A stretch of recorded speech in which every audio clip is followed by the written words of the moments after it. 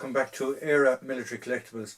Today's video, what we are covering is this item, and this is this is a reproduction, or it is actually an airsoft copy due to the laws here in the Republic of Ireland. But it is an airsoft copy. It is the most realistic one that I can possibly get, and it is a copy of a Thompson M1A1. Now this came into service in the American Army in 1938.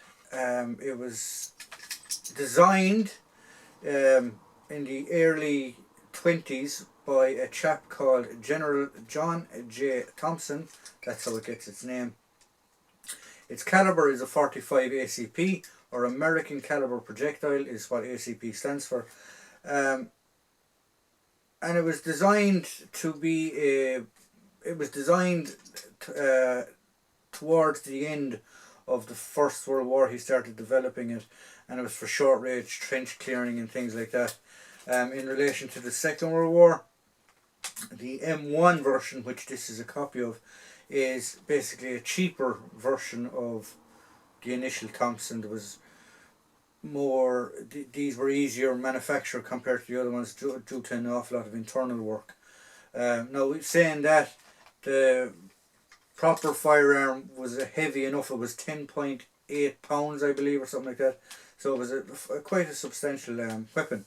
It's an SMG, or a submachine gun, and it had different methods of firing. This is you have shorter 20-round magazines. You have the drum mag, you have the longer mag, which this is as well.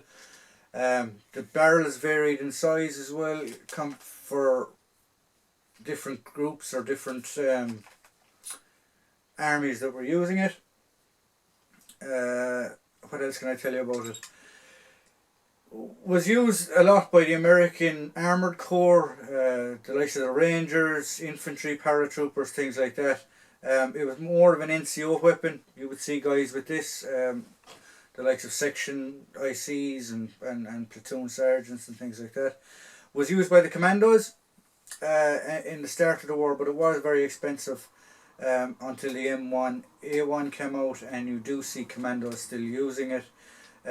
You don't see the paratroopers using it, the British paratroopers using it. Well, I haven't seen them personally myself in photographic evidence using this, but I have seen commandos using this. And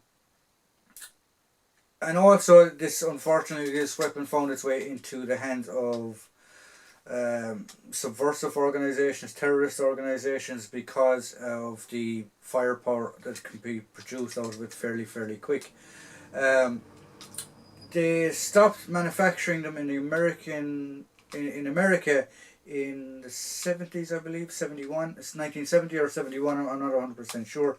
But you can still find these. There's other companies now reproducing them and things like that. The initial Thompson machine guns aren't produced anymore. So, there's just a quick overview and a quick brief history about this Thompson A1, M1A1 Thompson machine gun. I'm not referring to this as the Chicago Typewriter, because that was the earlier version. I suppose people do still call these the Chicago Typewriters. And sorry, I forgot to mention, you do also see these being used in Vietnam by the likes of Arvin and things like that. They were still prevalent up until that stage of their lives. So I hope you liked the video that we provided here today. If you do like what we provide, please please subscribe, please tune in for the next video. If you always want to get in contact with the channel, the email for the video, or the email to get in contact with the channel, will always be at the top of the video description. Thank you.